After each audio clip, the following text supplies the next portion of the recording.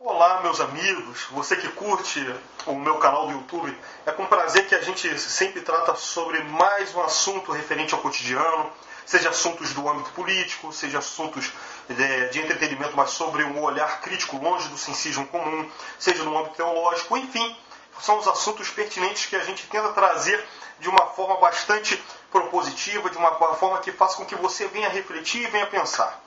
Eu estou aproveitando a oportunidade, diante de algumas constatações, para tentar refletir sobre um tema que ela pode refletir os relacionamentos interpessoais, desde amizade até namoro. Amizade, namoro, casamento, relações interpessoais, inclusive no campo profissional, nas articulações políticas, seja o que for. E tem uma passagem bíblica que eu quero tratar justamente sobre a questão da repreensão, a questão da exortação, a questão da capacidade de indicar a crítica a uma pessoa.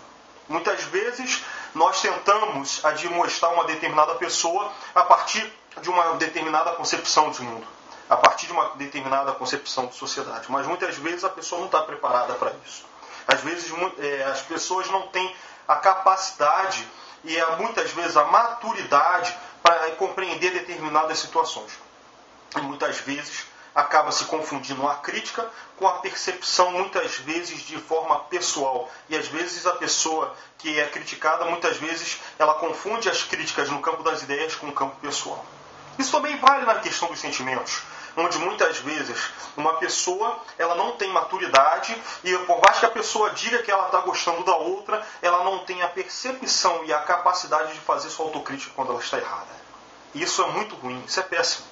E aí muitas vezes a pessoa com as suas inseguranças e seus medos não é capaz de ter uma autocrítica e ela tenta colocar as suas mazelas com as mazelas do outro. Ela tenta colocar os seus medos como os medos do outro. Ela tenta colocar muitas vezes a sua incapacidade de amar como a incapacidade de amar do outro.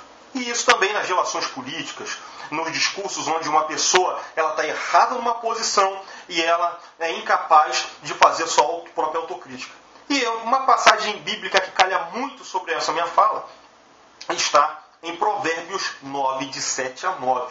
É uma passagem que diz o seguinte, tratando-se a partir de uma linguagem bem mais fácil para um entendimento maior.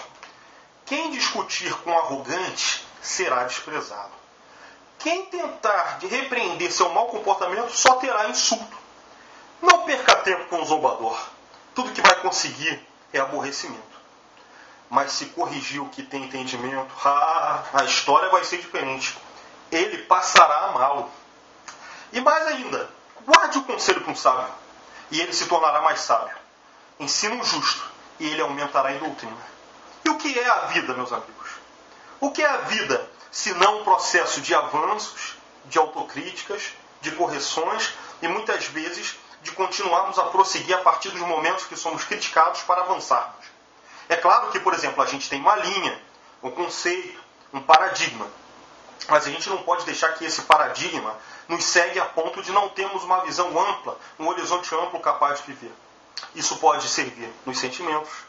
Isso pode servir quando a gente fala dos sentimentos, quando uma pessoa é incapaz de olhar a outra, incapaz de ter a sensibilidade de saber o que a outra está passando. Isso pode ser no campo político, onde a pessoa é incapaz de ver os seus próprios pontos negativos e ao mesmo tempo não tem a capacidade de mudá-las e de fazer a autocrítica necessária para avançar.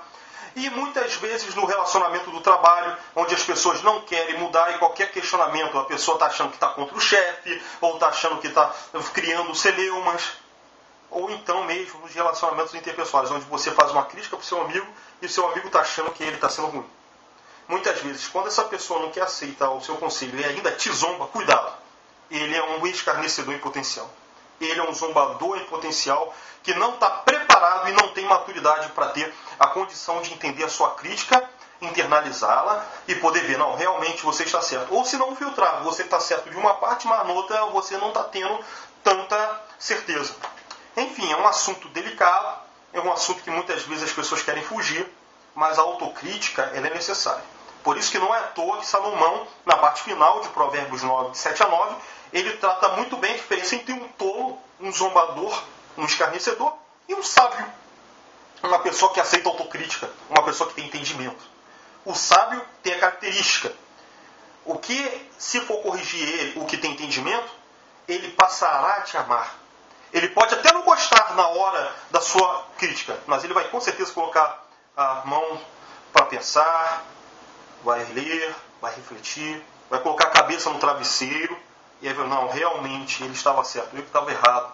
Minha postura realmente está sendo autoritária, ou está sendo infantil, ou está sendo grosseira, está sendo arrogante.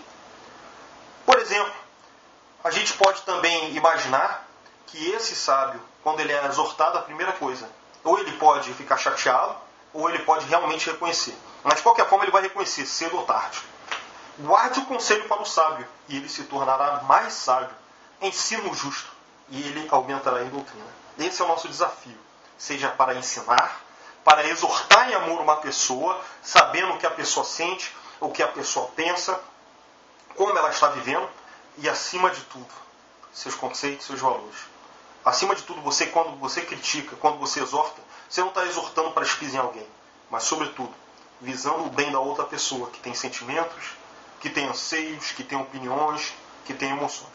Esse é o nosso desafio enquanto seres humanos.